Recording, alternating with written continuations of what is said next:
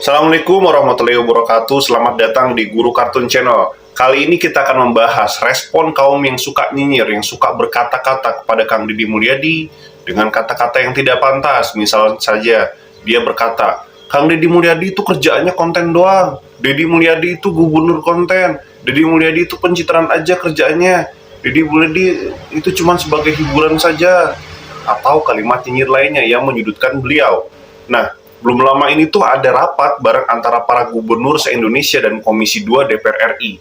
Jadi suasananya tuh agak santai, agak cair. Nah, di tengah-tengah obrolan itu, salah satu gubernur tuh nyeletuk sambil ketawa, nyebut Kang Deddy Mulyadi itu sebagai gubernur konten. Jadi sekilas sih emang kayak bercandaan aja, ya nggak serius. Kayak teman lama lah yang saling bercandain, nggak ada hal yang pribadi. Tapi pas saya dengar sendiri itu ya, saya langsung mikir, ini orang beneran cuma bercanda atau ada nada-nada nyinyir yang diselipin tipis-tipis. Kan begitu. Jadi, ya karena gitu loh, meskipun disampaikan sambil senyum, bercandaan di forum resmi itu tetap bisa bikin tafsir publik jadi kemana-mana. Dan kita tahu sendiri, sekarang ini tuh banyak banget pihak yang memang udah dari awal tuh nggak suka sama KDM. Yang tiap hari kerjanya yang komentarin, itu mah pencitraan. Itu mah cuma bikin konten doang. Dia mah Kang Deddy nggak serius kerja. Yang penting viral dia mah. Nah, sekarang bayangin aja, kalau ada gubernur lain nyeletuk hal yang mirip walaupun cuma bercanda, terus keluar di ruang publik, kan bisa aja dianggap sejalan dengan omongan orang para haters yang benci kayak Kang Deddy Mulyadi itu. Jadi kayaknya tuh kan, temen segubernurnya aja bilang begitu. Nah, kayak gitu nanti persepsi publik yang suka nyinyir. Padahal mungkin maksudnya ya nggak ke situ. Makanya menurut saya, meskipun ini bercanda, rasanya tetap memang kurang pas. Karena situasi dan framing publik lagi nggak netral. Narasi KDM cuma cari kamera aja, cuma cari konten aja itu udah sering banget dipakai buat menjatuhkan beliau. Kalau ditambahin bercandaan seperti itu tadi, ya jadinya malah makin menambah tafsiran yang liar terhadap Kang Deddy. Jadi dianggap semakin buruk begitu. Dan kalau dipikir-pikir ya, sebenarnya konten Kang Deddy Mulyadi itu isinya justru ngasih ruang buat suara rakyat. Beliau tuh turun ke bawah, ketemu masyarakat langsung, ngobrol, membantu masyarakat, mendengarkan keluh kesah masyarakat, mencari tahu apa solusinya. Ya direkam, ya diposting juga. Tapi bukan buat gaya-gayaan ya. Justru itu tuh jadi jembatan buat masyarakat yang biasanya nggak pernah kedengeran sepak terjang pemerintah gimana sih. Masyarakat nggak tahu. Dengan adanya konten tersebut, masyarakat tuh menjadi tahu sepak terjang pemerintah tuh yang seharusnya tuh seperti apa. Lagian sekarang tuh kan zamannya udah era digital. Pejabat yang nggak kelihatan kerja dimarahin, yang kelihatan kerja tapi direkam dibilang pencitraan. Bingung juga kan maunya apa. Mau kerja diam-diam atau transparan, pasti ada aja yang nyinyir.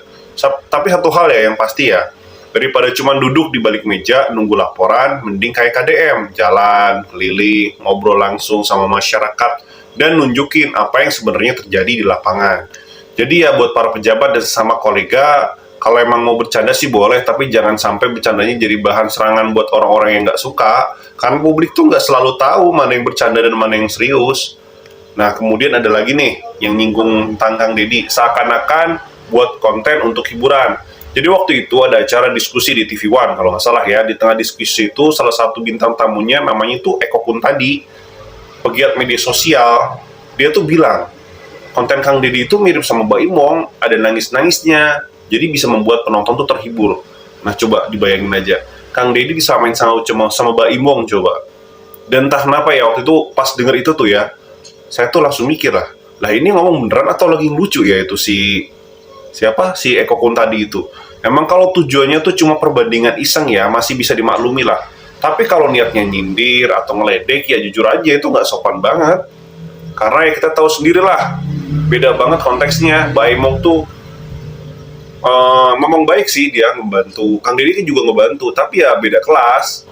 Jadi nggak ada yang salah memang sama Mbak Imong, dia ngebantu orang, kontennya juga sosial iya. Tapi yang dilakukan Mbak Im itu adalah bantuan yang sifatnya itu personal, sifatnya situasional. Kadang bantu ibu-ibu jualan, kadang membuat surprise, kadang membuat kejutan gitu kan kepada orang-orang yang tidak punya, ya itu semua bagus, niatnya baik. Tapi Kang Deddy ya beda kelas lah bos, gitu. Masa disamain sama Mbak Im, beliau itu tuh bukan cuma ngebantu, tapi juga mengelola, bukan cuma nyamperin warga dan ngasih bantuan, tapi juga mikirin masalahnya di mana sih, penyebabnya apa sih, sistemnya gimana sih, ini kok bisa terjadi kesalahan seperti ini, terus solusinya apa sih dari jangka pendek apa, menengah, panjang, sampai segitu Kang Deddy mikirnya. Beliau tuh pejabat publik juga Kang Deddy ini. Jadi yang dilakukan tuh bukan sekedar konten bantu-bantu terus pamit. Jadi contohnya gini ya, kalau ada anak yang nggak bisa sekolah nih misalnya, Kang Deddy tuh bukan cuma ngasih uang terus udahan. Beliau tuh urus anak itu sampai bisa lanjut sekolah, dicarikan jalur, dibiayai, bahkan dibimbing sampai tuntas. Kalau ada warga nih ya, korban ketidakadilan, Kang Deddy tuh nggak cuma menghibur terus kasih amplop, nggak gitu aja dia. Tapi dia tuh turun tangan langsung, nyari tahu akar masalahnya apaan sih. Dia juga konsultasi ke pihak hukum, bawa pengacara, menghadirkan pengacara, kadang bahkan nyamperin langsung pihak-pihak yang buat masalah itu. Sampai segitunya coba kan. Kalau ada bencana gimana ya? Nggak cuma dia datang foto-foto bagi bantuan, bagi obat-obatan, makanan, sembako, terus pulang, nggak cuma begitu ya, itu harus.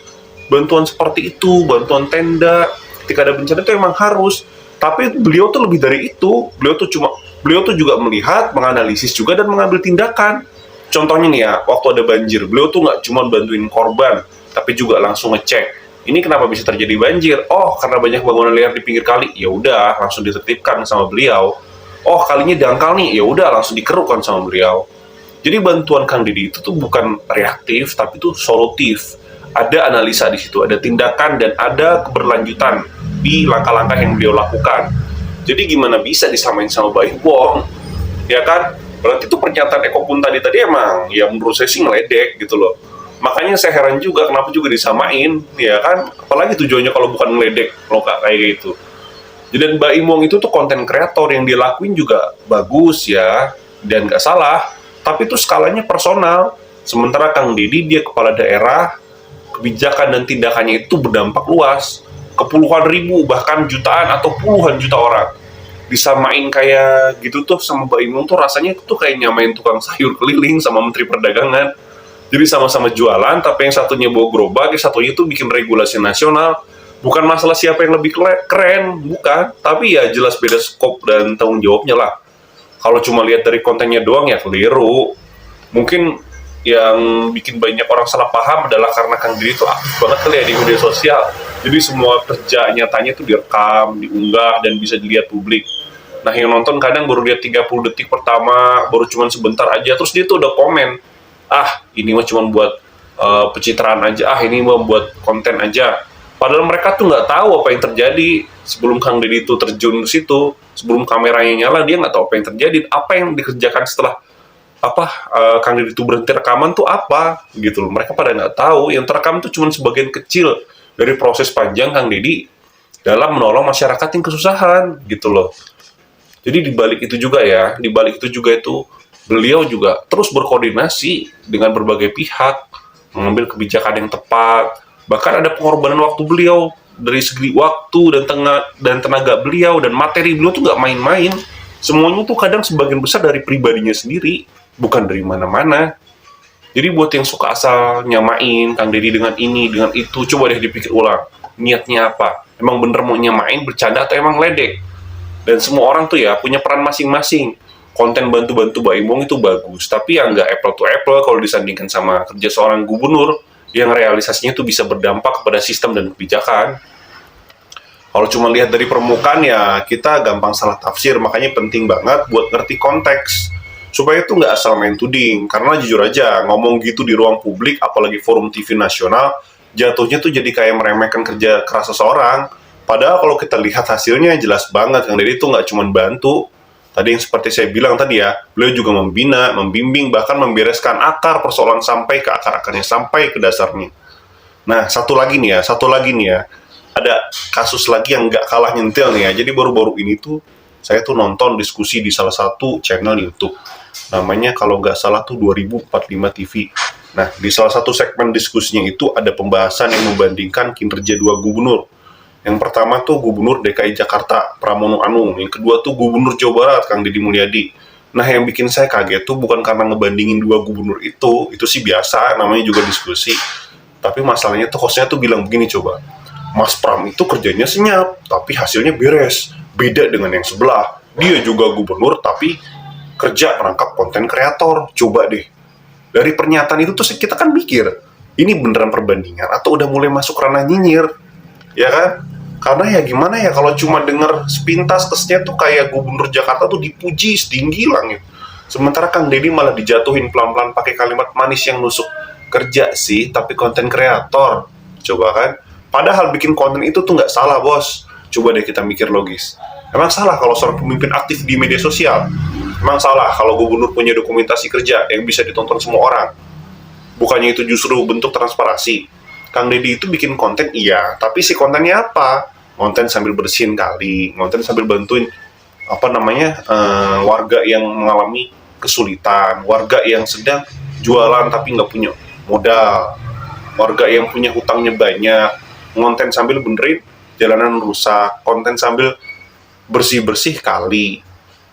Ya, jadi itu semua tuh bukan sandiwara, itu tuh bukan settingan, itu kerja nyata yang terekam gitu loh, sebagai contoh buat kita semua. Itu. Dan kalau ada yang bilang itu pencitraan ya saya tanya balik, kenapa pencitraan yang bener malah dimusuhin? Kalau pemimpin kerja bener, bantu rakyat kecil, dan itu disiarkan biar publik tahu, itu bagus dong, itu bukan pencitraan, itu edukasi publik, itu bukti kerja nyata. Dan ini yang kadang-kadang orang suka lupa. Konten yang dibuat oleh Kang Deddy itu bukan cuma buat viral-viralan aja, tapi bentuk pertanggungjawaban. Beliau itu kan kepala daerah ya, yang mengelola APBD, yang salah satu sumbernya itu dari pajak rakyat. Wajar dong kalau rakyat dikasih lihat uang itu dipakai buat apa, kerjaan beliau tuh ngapain aja, belusukan kemana aja, keliling mana aja, dan ngebantu siapa aja. Justru ini bagus, kita jadi bisa lihat langsung, bukan cuma dapat laporan dari lembaran pertanggungjawaban seorang pemimpin yang isinya cuma angka-angka dan kalimat basa-basi. Nah ini yang bikin makin heran di channel itu juga, mereka tuh nggak mempermasalahkan gubernur lain loh, ya, yang juga aktif konten. Misalnya nih ya, di channel itu tuh ya, ketika dia ngebahas misalnya Ganjar Pranowo nih ya. Jadi Ganjar Pranowo ini selama menjadi gubernur Jawa Tengah, Pak Ganjar juga sering banget dia posting kegiatan di media sosial, bahkan saat Pilpres kemarin. Channel ini tuh malah terkesan memuji-muji Ganjar Pranowo coba. Nah, pertanyaannya kok waktu itu channel ini tuh nggak bilang sih Ganjar sebagai konten kreator? Kok nggak bilang sih apa yang dilakukan Ganjar itu pencitraan? Loh, terus kenapa giliran Kang Deddy yang sekarang bikin konten yang isinya realita rakyat kecil, yang kadang bahkan nggak sanggup beli kebutuhan hidup sehari-hari, itu malah dibilang cuma konten kreator? Aneh kan? Makanya saya jadi curiga nih, jangan-jangan masalahnya bukan di kontennya, tapi di siapa yang memiliki konten tersebut. Kan gitu. Jangan-jangan yang jadi masalah itu bukan kerja nyatanya, tapi karena KDM ini bukan dari partai yang sama dengan yang didukung konten tersebut. Kalau dilihat dari cara mereka nyerang sih, kayaknya sih kita ya udah sama-sama paham lah dari partai mana ya kan, channel ini condong kemana, didukung siapa, dan partai apa yang belain ya, kita udah paham lah ya. Tapi ya itu urusan mereka lah, biarin aja. Yang penting rakyat bisa lihat sendiri. Tapi yang jelas juga rakyat sekarang udah cerdas, nggak bisa dibohongin cuma lewat narasi miring di YouTube. Rakyat tuh bisa lihat mana yang beneran kerja, mana yang cuma duduk di kantor, ya kan? Mana yang cuma muncul di baliho, mana yang turun ke lapangan, mana yang sibuk rapat, mana yang sibuk ngangkat batu, ngangkat sampah, apalagi ngangkat pasir bahkan, ya kan? Ngangkat karung. Nah ini semua dilakuin buat apa? Buat meringankan beban rakyat. Kang Deddy gimana? Ya beliau jelas ada di kubu yang beneran kerja, beneran turun tangan, dan beneran mau dengerin cerita rakyat. Kalau kerja sambil direkam dianggap salah, ya kita perlu tanya lagi. Yang nggak kerja tapi diem-diem aja, apa itu lebih baik? Jadi buat yang masih suka nyinyir karena lihat pemimpin aktif di medsos, coba deh dipikir ulang. Zaman sekarang itu keterbukaan penting, kita butuh pemimpin yang bukan cuma kerja tapi juga berani nunjukin prosesnya ke publik. Dan kalau yang ditunjukin itu bantu orang miskin, menyekolahkan anak yatim, ngebenerin jalan, nyelamatin warga yang terzolimi, bersihin sampah, kenapa harus dibully sih? Kenapa harus dihina sih? Kenapa harus dinyinyirin sih, ya kan? Kalau ini yang disebut konten kreator, ya udah, saya sendiri pilih pemimpin yang konten kreator sekalian, asal kontennya kerja nyata, ya nggak? Nah, dari semua ini, pernah nggak sih kepikiran kita, kenapa belakangan ini kok banyak banget pihak ya, yang kayaknya tuh hobi banget nyinyirin Kang Deddy. Yang satu nyudutin, yang satu nyindir, yang lain nyebar narasi negatif ke sana, ke sini. Padahal kalau kita lihat kerja nyatanya, ya jelas banget kontribusinya Kang Deddy itu buat masyarakat. Nah, kalau dipikir-pikir lebih dalam ya, sebenarnya ini bukan cuma soal nggak suka aja, bukan sekedar perbedaan pandangan, tapi ada sesuatu yang lebih dalam dan mungkin juga lebih sensitif. Dan setelah pikir-pikir, dirunut-runut, ternyata ketemu juga alasannya loh. Ada salah satu alasannya kenapa Kang Deddy itu banyak banget serangan masif. Nah, salah satunya itu mungkin ya analisa pribadi saya ya. Ini ada anggaran media yang turun drastis dari 50 miliar ke 3 miliar. Coba bayangin deh, di era sebelum Kang Deddy ya, anggaran untuk media itu 50 miliar di masa gubernur sebelumnya loh ya. Di masa Ridwan Kamil ya bisa tembus sampai dengan kurang lebih 50 miliar. Tapi begitu masuk era Kang Deddy, anggaran itu langsung ditekan habis. Bukan turun 10%, 20%, tapi langsung tinggal 3 miliar atau setara dengan sekitar 90% turunnya. Mantep banget kan? Sekilas tuh kelihatan kayak sekilas tuh ya langkah Kang Deddy ini dalam menurunkan anggaran media tuh terlihat sebagai keputusan yang hemat biasa, efisiensi biasa. Tapi kalau kita lihat lebih dalam ya, ini tuh bukan sekedar soal efisiensi anggaran sih, kalau menurut saya sih. Ini tuh soal prinsip gitu loh. Jadi Kang Deddy tuh nggak peduli dari sini. Nggak peduli beliau pencitraannya mau fokus, mau negatif, kayak beliau tuh mau fokus kerja. Dari sini aja sebenarnya juga udah kelihatan bahwa Kang Deddy juga bukan tipe pemimpin yang sibuk mikirin pencitraan. Dia nggak butuh tuh diberitakan manis-manis sama media. Nggak ada anggaran khusus buat bayar media supaya image-nya kelihatan bersinar setiap hari, positif setiap hari. Beliau nggak mikirin itu. Buat beliau ya kerja nyata ya jauh lebih penting daripada headline di koran. Makanya dia nggak peduli mau ada media yang nyorotin positif atau malah ngegas negatif. Yang penting uang rakyat ya jangan dihambur-hamburin cuma buat citra. Lebih baik dialihin buat perbaikin jalan, bantu warga miskin, sekolahin anak yatim, atau beresin persoalan yang ada di lapangan. Dan mungkin di sini sumber masalahnya waktu anggaran media masih tinggi, banyak pihak yang merasa bagian kue. Tapi pas jatah itu hilang, mulai deh muncul suara-suara yang sumbang yang mengkritik beliau, jadi narasi-narasi nyinyir, ya kan? Ada kata-kata, wah ini cuma konten kreator, wah ini pencitraan, wah Kang Deddy itu nggak fokus kerja, bikin konten terus, ya kan? Padahal kenyataannya tuh ya justru sebaliknya, beliau tuh kerja jalan terus, bantu rakyat nggak pernah berhenti, ya nggak? Benerin jalan rusak, nyari solusi untuk warga yang tertindas, bahkan harus ngadepin konflik di lapangan, dan itu semua nggak perlu skrip, nggak perlu settingan. Dan lucunya kerja nyata seperti itu tuh malah dianggap pencitraan. Lah jadi kita ini maunya gimana? Yang nuduh Kang Deddy melakukan pencitraan, Kang Deddy cuma buat konten gitu loh. Maunya apa sih? Kalau nggak ngapa-ngapain dibilang nggak kerja. Kalau kerja beneran tapi direkam dibilang konten doang. Justru inilah sebenarnya yang dilakukan Kang Deddy itu bentuk transparansi. Jadi beliau tuh ngerekam kegiatannya dan upload ke media sosial, itu bukan buat gaya-gayaan, itu justru bentuk transparansi. Biar rakyat bisa lihat sendiri. Loh, uang pajak yang kita bayarkan ternyata dipakai untuk ini toh. Loh, uang pajak yang kita bayarkan ternyata dipakai buat itu. Nah, publik kan jadi tahu kalau begitu. Gubernurnya tuh ya nggak duduk santai, tapi kerja keliling Jawa Barat tanpa dia pamrih. Dan anehnya ya, model kerja kayak gini malah sering diserang. Sementara yang kerja diem-diem entah ngapain malah dipuji-puji. Ya kan, malah dipuji-puji dengan kata-kata senyap tapi beres, ya kan? Seperti yang tadi saya bilang tuh, pas muji Pramono Anung, senyap tapi beres gitu. Pertanyaannya ya, beres buat siapa? Rakyat atau buat elit? Jadi buat yang masih ngegas nyudutin Kang Deddy, coba tanya diri deh. Tanya ke diri sendiri deh. Apa yang kalian bikin resah sebenarnya? Karena kerja beliau kah? Karena beliau transparan kah? Atau karena kalian nggak kebagian anggaran? Dan satu hal yang pasti ya, kalau seorang pemimpin udah berani potong anggaran media ya, dari yang besar banget jadi kecil banget, itu bukan karena nggak ngerti pentingnya komunikasi publik, tapi karena dia tahu yang paling penting dari seorang pemimpin adalah bukan bagaimana dia diberitakan, tapi apa yang dia lakukan. Kalau kamu setuju bahwa kerja nyata lebih penting dari citra yang dibayar mahal, yuk komentar di bawah ini. Jangan lupa like, share, dan subscribe ya, biar makin banyak yang ngerti.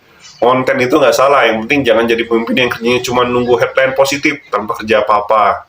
Ya, mari kita dukung Kang Deddy. Oke, terima kasih. Assalamualaikum warahmatullahi wabarakatuh.